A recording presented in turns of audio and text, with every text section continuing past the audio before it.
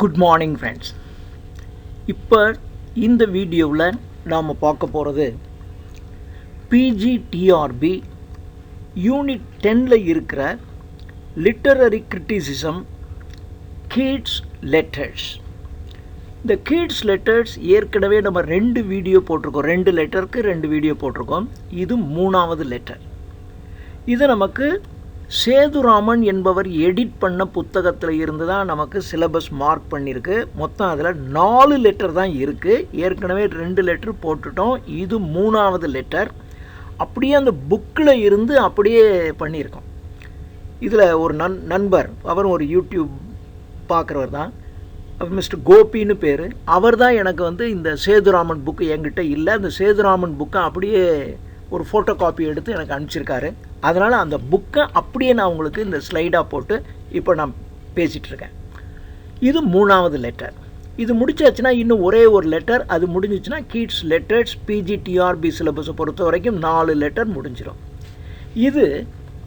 இந்த letter Keats JH Reynolds என்பவருக்கு மே 3ஆம் தேதி 1818 எழுதியிருக்காரு. ஜேஹெச் ரெய்னால்ட்ஸ் அப்படின்னா John Hamilton, HAMILTON, John Hamilton Reynolds அப்படிங்கிறது தான் ஜேஹெச் ரெனால்ட்ஸ் அப்படின்னு நம்ம சுருக்கமாக சொல்கிறோம். 1818 மே மாதம் 3ஆம் தேதி இந்த லெட்டர் ஜேஹெச் ரெனால்ட்ஸுக்கு எழுதப்பட்டிருக்கு. இப்போ ஆஸ் யூஷுவல் வழக்கம் போல் மற்ற கடிதங்களைப் போல் இந்த லெட்டரும் ஒரு லாங் லெட்டர் தான். ஆனால் அதுக்கு முன்னாடி பின்னாடி இருக்கிறதெல்லாம் கொஞ்சம் கட் பண்ணிட்டாங்க, எடிட் பண்ணி நமக்கு ஒரு கிரிட்டிசிசம் பார்ட்டில் இருக்கிறது மட்டும்தான். லெட்டர்னால் எவ்வளோ இருக்கும், அதெல்லாம் தேவையில்லாது. நமக்கு ஒரு கிரிட்டிக்கல் ஸ்டடிக்கு தேவையான பகுதியை மட்டும்தான் சேதுராமன் நமக்கு எடிட் பண்ணி கொடுத்துருக்காரு. அதுதான் நமக்கு சிலபஸுக்கு உரியது. அந்த பகுதியை மாத்திரம் நம்ம பார்க்குறோம். இப்போது இதில் பார்த்தீங்கன்னாவே தெரியும், ஆரம்பிக்கும் போதே ஒரு 4 டாட் கொடுத்துருக்கு. அப்படின்னா இதுக்கு முன்னாடி இன்னும் சில பகுதிகள் இருக்குதுன்னு அர்த்தம். அதே மாதிரி முடிக்கும் போதும் பார்த்தீங்கன்னா கடைசியில் 4 டாட் கொடுத்துருக்கோம். அப்படின்னா அதுக்கு பின்னாடி கொஞ்சம் பகுதி இருக்குது, அதுவும் எடிட் பண்ணப்பட்டிருக்கு, விடப்பட்டிருக்குன்னு அர்த்தம். இப்போது நம்ம இந்த லெட்டரில் இவர் என்ன சொல்கிறாருன்னு பார்க்கலாம். Every department of knowledge we see excellent and calculated to a great whole. ஒவ்வொரு டிபார்ட்மெண்ட் ஆஃப் நாலேஜ், இப்போ லிட்ரேச்சர் ஒரு டிபார்ட்மெண்ட் ஆஃப் நாலேஜ். அதே மாதிரி chemistry is a department of knowledge, physics is a department of knowledge, mathematics is a department of knowledge, medicine is a department of knowledge, economics, commerce, philosophy, எத்தனையோ department of knowledge இருக்குது. ஒவ்வொரு department of நாலேஜும் excellent தான். அந்த நாலேஜை பொறுத்த வரைக்கும் அது ஒரு பெரிய கிரேட் ஹோல். நீங்கள் காமர்ஸ்னால் காமர்ஸே நீங்கள் படித்து பிஹெச்டி நிறைய படிச்சுக்கிட்டே இருக்கலாம், அவ்வளோ இருக்குது அதுக்குள்ளே. இப்படி ஒவ்வொரு டிபார்ட்மெண்ட் ஆஃப் நாலேஜும் ஒரு பெரிய கிரேட் ஹோலாக தான் இருக்குது. I am so convinced of this that I am glad at not having given away my medical books. I am so convinced of this. எல்லா டிபார்ட்மெண்ட் ஆஃப் நாலேஜும் ஒரு எக்ஸலண்ட்டான விஷயம். அது ஒரு ஹோலாக இருக்குங்கிறதுல நான் கன்வின்ஸ் ஆகிறேன். I am so convinced of this. I am glad at not having given away my medical books. நமக்கு தெரியும், இவர் சின்ன பையனாக இருக்கும்போது ஒரு டாக்டர்கிட்ட இவரை சேர்த்து விட்டுருந்தாங்க வேலைக்கு.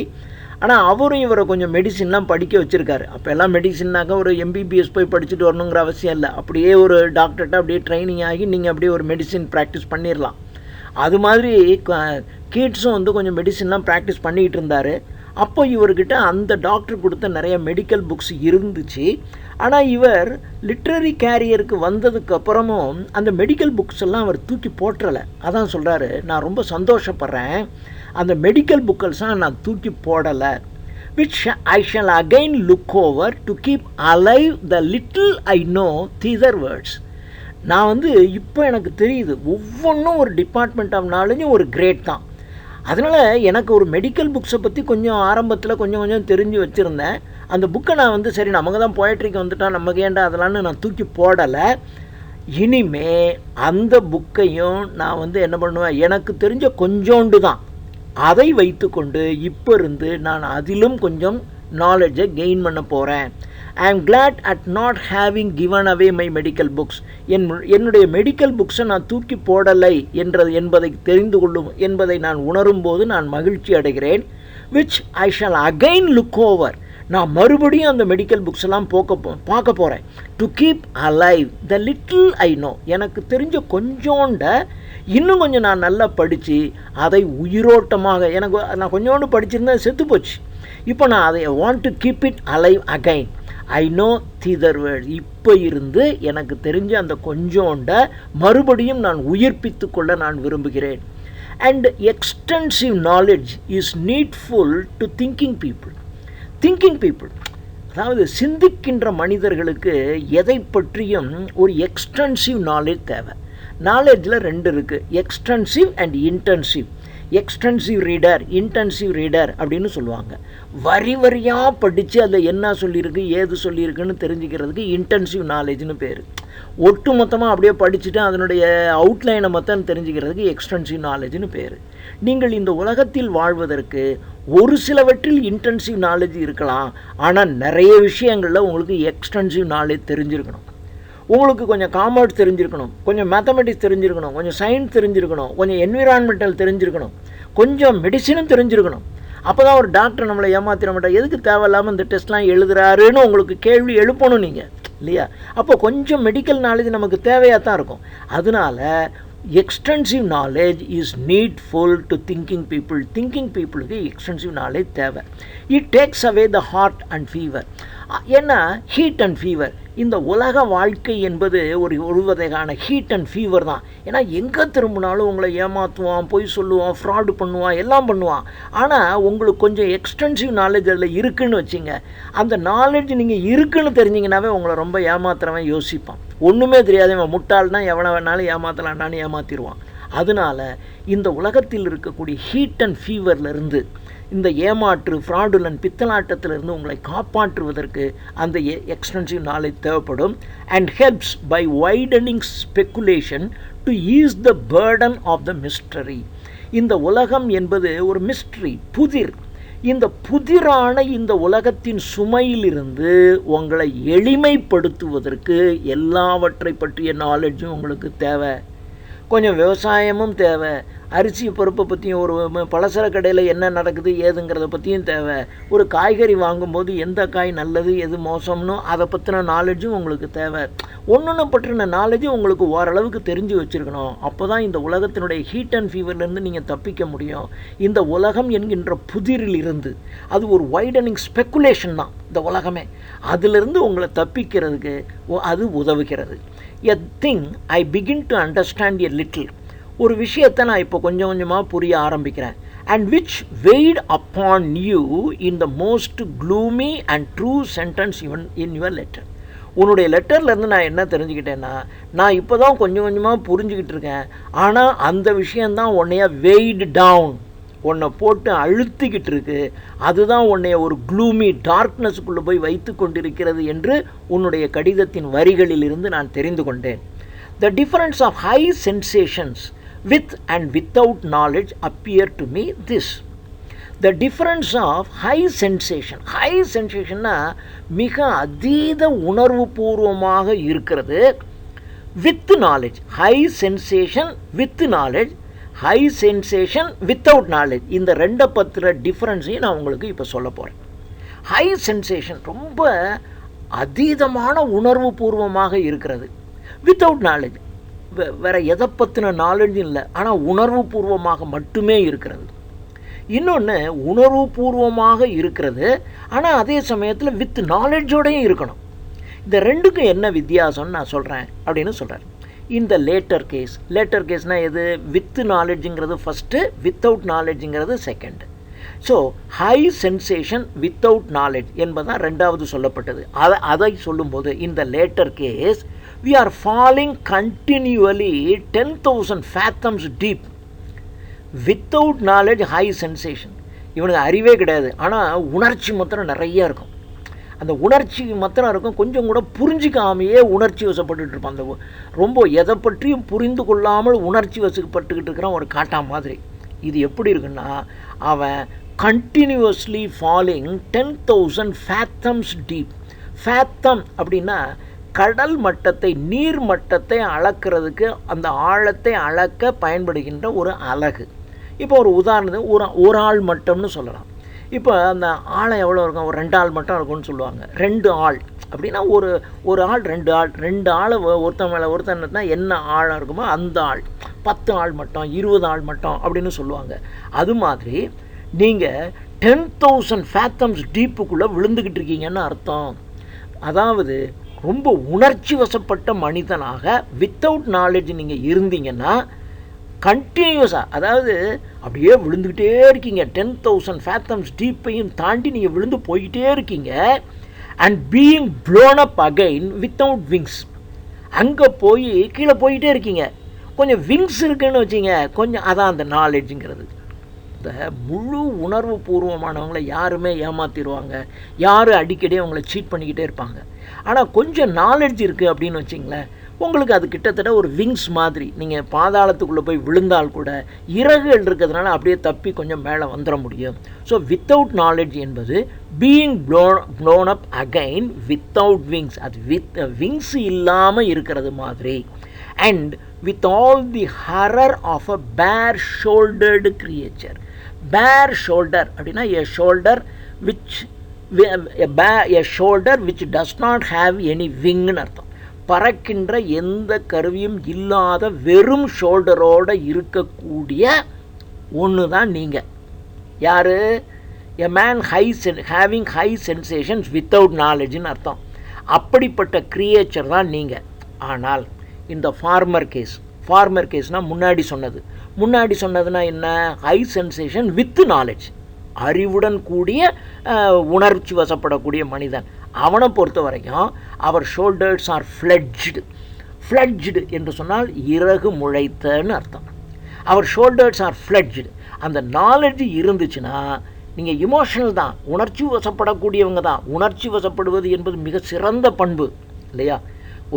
ஏதாவது ஒரு சின்ன உயிர் அடிபட்டு கிடந்தால் கூட ஐயோ என்று உங்கள் உள்ளம் துடிக்குதே, அதுதான் உணர்ச்சி வசப்படுறது. அது மிக முக்கியம்தான். ஆனால் நீங்கள் உணர்ச்சி வசப்படுறவங்களா இருந்தீங்கன்னா இதே காரணம் காட்டி ரொம்ப பேர் உங்களை ஏமாற்றிடுவாங்க. அப்போது உங்களுக்கு கொஞ்சம் நாலேஜும் தேவை. அப்போது அந்த நாலேஜ், உணர்வு பூர்வமாக இருக்கின்ற மனிதன் வித்து நாலேஜ் இருந்தான்னா அவன் ஷோல்டர்ஸில் இறகு முளைத்த மாதிரி. And we go through the same air and space without fear.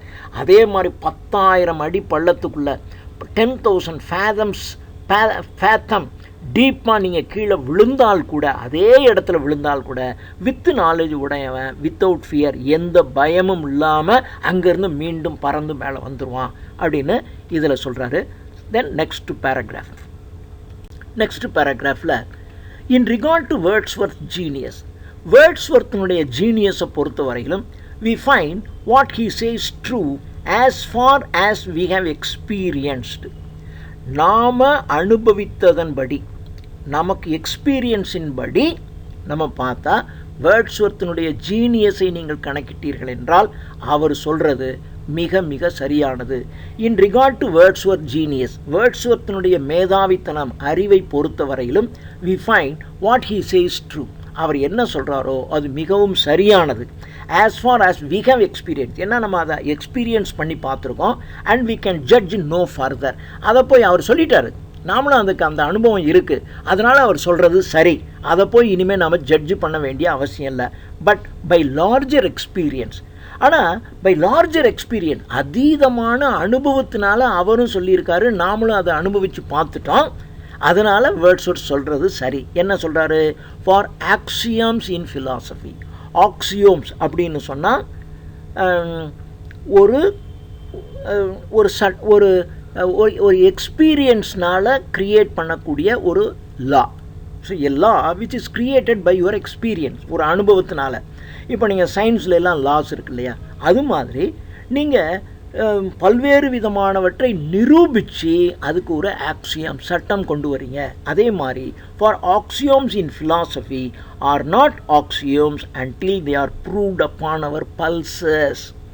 So ஃபிலாசபிக்கு இருக்கிற ஆக்சியோம்ஸ் என்பது, அந்த சட்டத்திட்டங்கள் என்பது அது ஆக்சியோம்ஸ் ஆகாது. எது வரையிலும்? Until they are proved upon our pulses. பல்சஸ்னால் நம்முடைய உணர்வுகள்னு அர்த்தம். பல்ஸ் அப்படின்னா நாடி துடிப்புன்னு சொல்கிறாங்க இல்லையா. ஸோ ஒருவனுடைய நாடி துடிப்பு உணர்வுகளை வைத்து அது நிரூபிக்கப்படுகின்ற வரையிலும் ஒரு ஃபிலாசபியினுடைய ஆக்சியோம்ஸ் சட்டத்திட்டங்கள் என்பது சட்டத்திட்டங்கள் ஆகாது என்று சொல்கிறார். Next I will return to Wordsworth. மீண்டும் நம்ம வேர்ட்ஸ்வொர்த்துக்கே வருவோம்.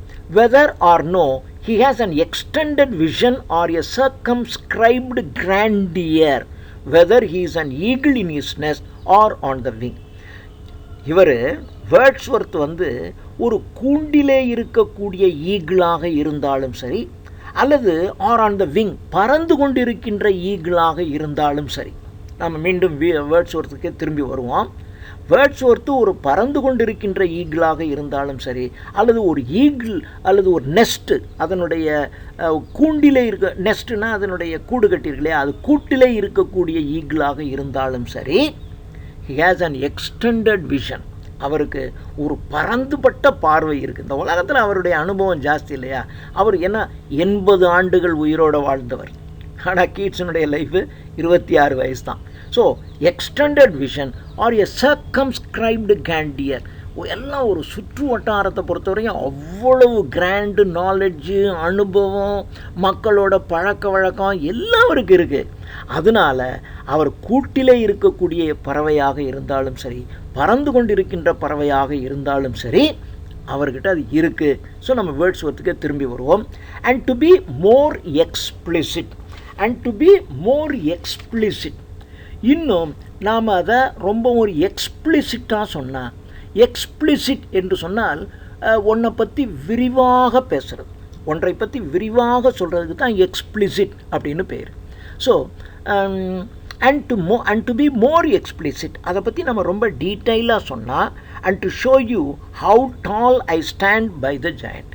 உங்களுக்கே தெரியும், நம்ம டீட்டெயிலாக அதை பற்றி பேசுனீங்கன்னா, வேர்ட்ஸ்வொர்த்துங்கிறவர் ஜாயிண்ட்டு, அவருக்கு முன்னாடி நான் எவ்வளவு டால், எவ்வளோ உயரம் இருப்பேன்னு உங்களுக்கே தெரியும். நீங்கள் பார்த்தீங்கன்னா தெரியும். ஏன்னா அவருடைய அனுபவம், எக்ஸ்பீரியன்ஸ், அவருடைய ஏஜு, இதெல்லாம் பார்த்தீங்கன்னா அவருக்கு எக்ஸ்டெண்டட் விஷன் இருக்குது, ஒரு சர்க்கம்ஸ்கிரைப்டு கிராண்டியர் இருக்குது.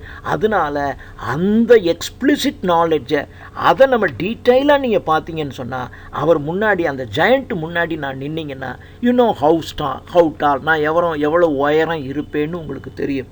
ஐ will put down a simile of human life as far as I now perceive it.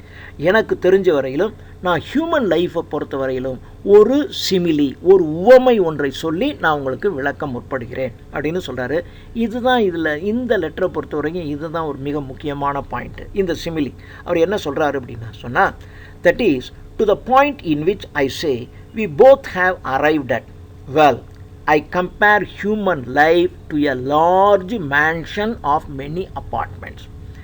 மனித வாழ்க்கையை ஒரு மிகப்பெரிய பங்களா, பல்வேறு விதமான அறைகளை கொண்டிருக்கக்கூடிய ஒரு மிகப்பெரிய பங்களாவுக்கு ஒரு மனித வாழ்க்கையை நான் ஒப்பிடுகிறேன். I compare human life. So அப்படி நம்ம வந்துட்டோம். We both have arrived. இப்போ நான் சொல்கிறேன், I compare human life to a large mansion of many apartments. பல்வேறு அறைகளை கொண்டிருக்கக்கூடிய ஒரு மிகப்பெரிய பங்களாவிற்கு நான் மனித வாழ்க்கையை ஒப்பிடுறேன். அந்த பல்வேறு அறைகளில் என்னை பொறுத்த வரைக்கும் ஐ கேன் ஒன்லி டிஸ்கிரைப் 2. என்னால் நான் 2 அறையை தான் டிஸ்கிரைப் பண்ணவே முடியும். 2 of which I can only describe. The doors of the rest being as yet shut upon me. ஏனென்றால் மற்ற அறைகளின் கதவுகளெல்லாம் எனக்கு மூடப்பட்டு விட்டன, அதெல்லாம் எனக்கு தெரியாது அப்படின்னு சொல்லி 2. இப்போ நீங்கள் கொஞ்சம் யோசிச்சு பாருங்களேன். இந்த 2 என்ன சொல்கிறாருன்னா, சைல்டுஹுட்டு அண்டு அந்த டீனேஜ்னு சொல்கிறாங்க இல்லையா, இந்த 2, இது 2 தான் இவர் அனுபவிச்சிருக்காரு. அதுக்கப்புறம் அடுத்ததெல்லாம் இவருக்கு தெரியாது, அதுக்குள்ளேயும் செத்து போயிடுறாரு. அதனால தான் அவன் சொல்கிறான், அவன் ஏஜில் சொல்கிறான், எனக்கு 2 அறையை பற்றி தெரியும், அதை பற்றி நான் உங்களுக்கு சொல்கிறேன், மீதி எல்லாம் இன்னும் மூடித்தான் கிடக்கு, அதுக்குள்ளே போய் எனக்கு அந்த அனுபவம் இல்லை. அதனால் I explain 2 of which I can only describe. The doors of the rest of the apartment's door are being shut. அது எனக்கு மூடப்பட்டிருக்கிறது. The first we step into முதல்ல நாம் ஒரு ரூமுக்கு போகிறோம், ஒரு அப்பார்ட்மெண்ட்டுக்கு போகிறோம். அதுக்கு பேர் we call the infant or thoughtless chamber. அதுக்கு பேர், அந்த ரூமுக்கு பேர் இன்ஃபென்ட், குழந்தை பருவம், அல்லது தாட்லெஸ் சேம்பர், சிந்திக்கின்ற ஆற்றல் இல்லாத ஒரு அறை. அதான் ஃபஸ்ட்டு ரூம். அதை பற்றி எனக்கு நல்லா தெரியும். அப்படின்னு சொல்லி அதை பற்றி சொல்கிறார். ஏன்னா எல்லோரும் அந்த சின்ன வயசை கடந்து தான் வந்திருப்போம். அந்த சின்ன வயதில் இருக்கும்போது யாருக்கும் தாட்டே இருக்காது. அங்கேருந்து அப்பா அம்மா முன்னாடி நின்றுக்கிட்டு இருக்காங்க அப்படின்னாக்கா பிள்ளை அங்கேருந்து தாவிட்டு வரோம். கீழே அப்பாவும் அம்மாவும் பிடிக்கலைன்னா கீழே விழுந்து செத்தே போயிடுவோன்னு அதுக்கெல்லாம் தெரியாது. அதுக்கு தாட்லெஸ், அதுக்கு சிந்திக்கவே தெரியாது. அம்மா அப்பா எத்தாப்புல நிற்கிறாங்க, அது கையை தாண்டிட்டு அப்படியே தாவி வந்துடும். நம்மளை பிடிச்சிருவாங்கங்கிற நம்பிக்கை இல்லை, அதுக்கு கீழே விழுந்தால் என்ன ஆகும்னா அதுக்கு தெரியாது. அதை சிந்திக்க தெரியாத அந்த குழந்தை பருவம் in which we remain as long as we do not think. அந்த அறையில் இருக்கிற வரைக்கும் வி டு நாட் திங்க். நாம் எதை பற்றியும் சிந்திக்க வேண்டிய அவசியம் இல்லை. ஏன்னா நம்மை பற்றி சிந்திப்பதற்கு மற்றவர்கள் இருக்கிறார்கள். அம்மா அப்பா சொந்தக்காரன் எவனோ இருக்கான், நமக்கு ஏதோ ஒன்று அவன் பார்த்துக்கிட்டு இருப்பான். நம்ம எதை பற்றியும் சிந்திக்கணுங்கிற அவசியமே இல்லை. அதுதான் first room. We remain there a long while. அங்கே நம்ம நீண்ட நாள் இருக்கலாம். And notwithstanding the doors of the second chamber remain wide open. அந்த ரெண்டாவது ரூம் நல்லா அகல திறந்து வச்சுக்கிட்டு, தம்பி முதல் ரூமில் இருக்கிற தம்பி இங்கே ஒடியா, இங்கே வா, இங்கே வா, இங்கே வான்னு நம்மளை கூப்பிட்டுக்கிட்டே இருக்கோம். அந்த ரூமுக்கு போகணுங்கிற உணர்ச்சி வருகின்ற வரையிலும் நீங்கள் இந்த ஃபஸ்ட்டு ரூம்குள்ளேயே இருக்கலாம். இந்த ஃபஸ்ட் ரூம்ங்கிறது தாட்லெஸ் சேம்பர். அது இன்ஃபென்ட், குழந்தை பருவமான சேம்பர். அந்த சேம்பருக்குள்ளே இருக்கலாம். ஆனால் நம்மளை விடாது. அந்த செகண்ட் சேம்பர் இருக்கே, அது நம்மளை கூப்பிடும். நாமளும் அப்படியே ஒரு 7, 8, 9, 10 வயசு ஆனதுக்கப்புறம் அப்படியே மீசை முளைக்கவே இல்லை. ஆனாலும் கண்ணாடி முன்னிட்டு மீசை முளைச்சிருக்கான்னு பார்த்துக்குவோம். அப்படியே தலையை பார்ப்போம். அப்படி பண்ணுவோம், இப்படி பண்ணுவோம். நம்ம ஏதோ பெரிய ஆள் ஆகிட்ட மாதிரி அப்படி இப்படின்னு நம்ம ஸ்டைல்லாம் பண்ணிட்டு உட்காந்துருப்போம். ஏன்னா இப்போ நமக்கு அந்த டீனேஜ் வருது அப்படிங்கிறது நம்மளை அறியாமையே நம்ம மைண்டு வந்துடும். அந்த ரெண்டாவது அறை நம்மளை கூப்பிடும். தம்பி ஏன்ப்பா அந்த ரூம்லேயே இருக்கேன், இங்கே வாப்பான்னு நம்மளை கூப்பிட்டுட்டே இருக்கோம். நமக்கு அந்த ரூமுக்கு போக ரொம்ப ஆசையாக இருக்கும். டபக்குன்னு அந்த ரூமுக்குள்ளே போய்டும். We remain there a long while and not withstanding the doors of the second chamber remain wide open, showing a bright appearance. அந்த டீனேஜ் ஒரு பிரைட் அப்பியரன்ஸ், ஒரு பளபளப்பாக இருக்கும். அதனால் நீங்கள் சைல்டுஹுட் இன்ஃபென்ட் சேம்பரில் இருக்கிற நமக்கு, தாட்லெஸ் சேம்பரில் இருக்கிற நமக்கு அந்த பிரைட் அப்பியரன்ஸை பார்த்த உடனே அப்படியே we care not to hasten to it. அவசரமாக அங்கே ஓடிடுவோம். இன்னும் கொஞ்ச நாள் நம்ம சின்ன பிள்ளையாகவே இருக்கணும்லாம் நினைக்க மாட்டோம். அவசரமாக அங்கே ஓடணும் அப்படின்னு தான் நினச்சி அங்கே போயிடுவோம். But are at length imperceptibly impelled by the awakening of the thinking principle within us. So imperceptibly அப்படின்னு சொன்னால் அப்படியே கொஞ்சம் கொஞ்சமாக இருக்கிறது, கிராஜுவலாக இருக்கிறது. அந்த கொஞ்சம் கொஞ்சமாக கிராஜுவலாக மாறுவது, அதுக்கு தான் imperceptible அப்படின்னு பேர். So we care not to hasten to it but are at length. ஆனால் அட் லென்த்தில் imperceptibly impelled. imperceptibly என்றால் கிராஜுவலி, impelled அப்படின்னு சொன்னால் ஒரு urge into action, செயல்பட வேண்டும் என்கின்ற ஒரு உள்ளத்துக்குள்ள ஒரு உணர்வு நமக்கு தோண ஆரம்பிச்சிடும்.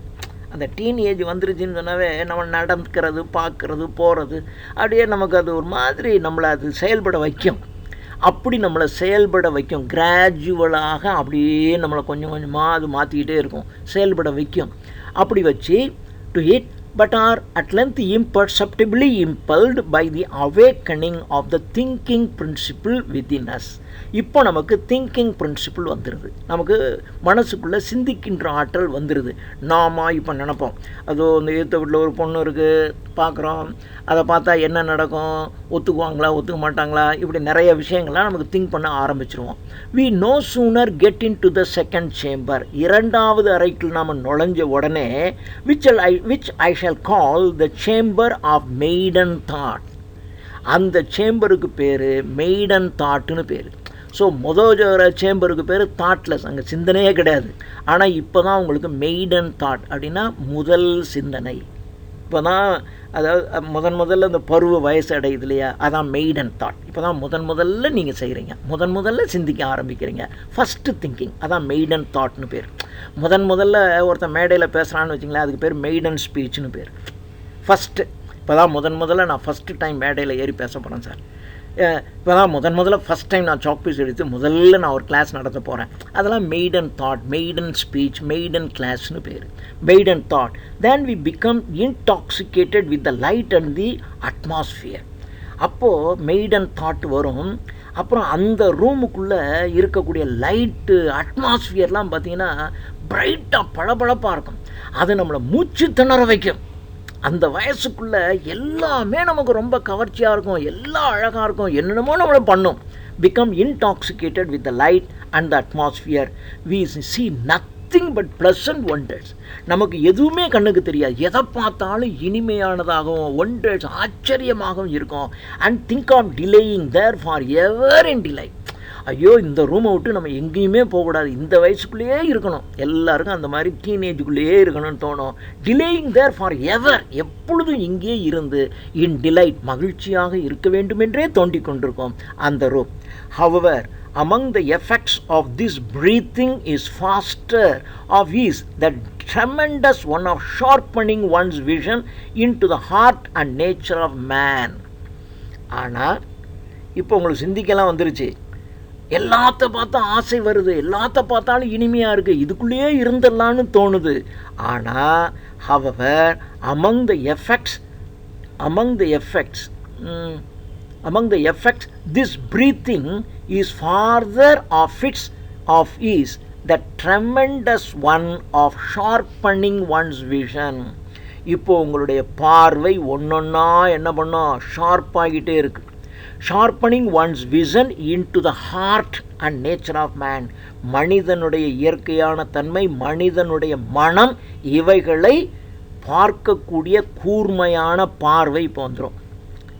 இப்போது முன்னாடிலாம் ஒரு ஆள் அப்பான்னு ஒருத்தர் நின்றுக்கிட்டு இருக்காரு, மேலேருந்து நம்ம குதிச்சிருவோம், நம்மளை தூக்கிடுவாங்கடா அவன்னு. ஆனால் இப்போ அப்பான்னா யார், அம்மானா யார், ஃப்ரெண்டுன்னா யார், அப்பா நம்மளை வேணும்னே இப்படி பண்ணுறாரு, ஃப்ரெண்டுன்னா யார், ஃப்ரெண்டினுடைய மனதை ஆராய்கின்ற தன்மை. கூட படிக்கிற பொண்ணை பற்றி இது நம்மகிட்டையும் பேசுது, இன்னொருத்தண்டையும் பேசிக்கிட்டு இருக்கு. அப்போ நமக்கு என்ன பண்ணுது, அந்த மைண்ட் வந்து ஷார்ப் ஆகுது, நம்முடைய விஷன் வந்து ஷார்ப் ஆகுது. நம்முடைய nature of man, heart of man, மனிதனுடைய இதயத்தையும் அவனுடைய இயற்கையையும் தூண்டி துருவி உள்ளார்ந்து பார்க்கின்ற தன்மை நமக்கு வந்துடுது. Of convincing one's nerves that the world is full of misery. இப்போ தான் நமக்கு இந்த உலகம் முழுவதும் துன்பம் நிறைந்தது. அண்ட் ஹார்ட் பிரேக், உலகம் முழுவதும் நம்முடைய இதயத்தை அடித்து நொறுக்கக்கூடியது. பெயின், வலியை உருவாக்கக்கூடியது. சிக்னஸை உருவாக்கக்கூடியது. அண்ட் அப்ரெஷன், நம்ம போட்டு அழுத்தக்கூடியது என்று இப்போ தான் நமக்கு புரிய ஆரம்பிக்கும். whereby this chamber of maiden thought becomes gradually darkened.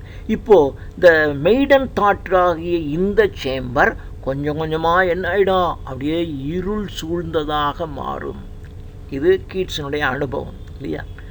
அப்படியே முதல்ல தாட்டில் சேம்பரில் இருந்தான், அப்புறம் அம்மா அப்பா இறந்து போயிடுறாங்க, அப்புறம் எல்லாரோடையும் சேர்ந்து வர்றான், அப்புறம் ஏதோ படிக்க வைக்கிறாங்க, அப்போ இந்த மெய்டன் சேம்பருக்குள்ளே வந்துடுறான். மெய்டன் சேம்பருக்குள்ளே வந்தோடனே அப்படியே ஃபேனி ப்ரௌன் என்ற பெண்ணெல்லாம் காதலிக்கலாம் ஆரம்பிக்கிறான். அதெல்லாம் நல்லா தான் இருக்கிற மாதிரி இருந்துச்சு. ஆனால் எல்லாரும் ஏமாற்றிட்டு போன உடனே பிரதர் செத்து போகிறான், ஃபேனி ப்ரௌனுக்கு இதாகிடுது, இவனுக்கு வந்து அந்த டிபி நோய் வந்துடுது. எல்லாம் வந்தவுடனே இப்போ பார்த்தா உலகமே இவனுக்கு வந்து எல்லாம் அப்ரெஷனாக இருக்குது, சிக்காக இருக்குது, பெயின்ஃபுல்லாக இருக்குது, ஹார்ட் பிரேக்கிங்காக இருக்குது, மிசரியாக இருக்குது, எல்லாம் அப்படி தான் இருக்குது. At the same time on all sides of it many doors are set open. இப்போ நீங்கள் பார்த்தீங்கன்னா உங்களை சூழ்ந்து பல கதவுகள் திறந்திருக்கும், பட் ஆல் டார்க். ஆனால் எல்லா கதவுகளும் இருண்டு போய் கிடக்கும். All leading to dark passages.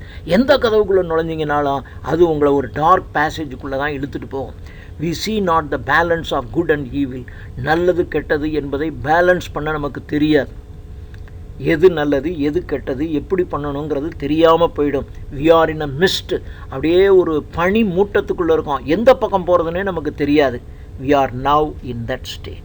இப்போ நாம் அந்த ஸ்டேட்டுக்குள்ளே தான் இருக்கோம். we feel the burden of the mystery. இந்த உலகத்தின் புதிர் என்கின்ற சுமையை நாம் இப்போ உணர ஆரம்பிப்போம். டு திஸ் பாயிண்ட், இந்த பாயிண்டில் was Wordsworth come. இந்த பாயிண்டில் தான் வேர்ட்ஸ்வொர்த் வராரு. as far as I can conceive, நான் புரிந்து கொண்ட வரையிலும் when he wrote Tintin Abbey அவர் எழுதும்போது, and it seems to me, எனக்கு என்ன தோணுதுன்னா, that his genius is explorative of those dark passages. அந்த டார்க் பேசேஜஸ் இருக்கு இல்லையா, சொல்கிறோமே, அப்படியே இந்த மெய்டன் சேம்பருக்குள்ளே இருக்கும்போது பல அறைகளின் கதவுகள் திறந்துருக்கும், ஆனால் எல்லா கதவுகளும் ஒரே டார்க்காக இருக்கும், அதுக்குள்ளே போனால் அது ஒரு டார்க் பேசேஜுக்குள்ளே போகிற மாதிரி இருக்கும் அப்படி சொன்னனே. ஆனால் இந்த டின்டன் ஆபே எழுதும்போது வேர்ட்ஸ்வொர்த்து அந்த டார்க் பேசேஜஸ்லாம் போயிட்டு வந்திருக்கார், அந்த அனுபவம் அவருக்கு இருக்குது என்பதை நான் புரிந்து கொள்கிறேன். ஏன்னா டின்டன் ஆபேல எழுதும் போது அவன் சொல்லுவான், 5 வருஷம் நான் வந்து லண்டனில் இருந்திருக்கேன், அந்த லண்டன் லைஃப் எப்படி இருக்குன்னு எனக்கு தெரியும் என்று அவன் சொல்கிறான். ஸோ அந்த டார்க் பேசேஜெல்லாம் பார்த்துட்டு வந்து அந்த டின்டன் ஆபே எழுதுகிறார். அதான் இவரும் சொல்கிறார். ஸோ அவர் வந்து அந்த டார்க் பேசேஜஸ்க்குள்ளாம் போய் அது எப்படி இருக்குங்கிறதை அனுபவித்து வந்து அந்த ஜீனியஸ், அந்த தன்மையை வைத்து கொண்டு தான் இவர் இந்த கதையை, இந்த டின்டன் ஆபே எழுதுகிறார். ஸோ அதனால் எனக்கு வேர்ட்ஸ்வொர்த்தை நான் நம்புகிறேன், புரிந்து கொள்கிறேன். Now if we live and go on thinking we too shall explore. ஆனால் நாம் உயிரோடு இருந்து இதே மாதிரி சிந்தித்து கொண்டே இருந்தோம் என்று சொன்னால் நாமும் வேர்ட்ஸ்வொர்த்தை போல எல்லா டார்க் பேசேஜஸ்குள்ளேயும் போய் அதுக்குள்ளே என்ன இருக்குன்னு எக்ஸ்ப்ளோர் பண்ணுறோம். எக்ஸ்ப்ளோர் பண்ணுறதுன்னா ஒரு உலகத்தின் அறிவை பெறுவதற்காக நீங்கள் பயணம் செல்வதற்கு பேர் எக்ஸ்ப்ளோர்னு பேர். சில அந்த காலத்திலலாம் பாகுபலியில் பார்த்துருப்பீங்க, உலக அறிவை தெரிஞ்சிட்டு வர்றதுக்காக அப்படி அவர் வந்து அந்த கிட்டப்பாவையும் கூட்டிகிட்டு 2 பேரும் அப்படியே போவாங்க எல்லா ஊருக்கும் இல்லையா. அது இந்த வேர்ல்டு எக்ஸ்பீரியன்ஸ் டு கெயின் நாலெட்ஜுக்காக. அது மாதிரி நாம் இன்னும் உயிரோடு இருந்தோம்னா நாமளும் இதே மாதிரி சிந்திச்சு we too shall explore them. நாமளும் இந்த எல்லா டார்க் பேசேஜஸ்குள்ளேயும் போய் அந்த அறிவையெல்லாம் நாம் எக்ஸ்ப்ளோர் பண்ணி அந்த அறிவை நாம் சேகரித்து கொள்ள முடியும் என்று இந்த லெட்டரில் ஜான் கீட்ஸ் சொல்லுகிறார். தேங்க்யூ.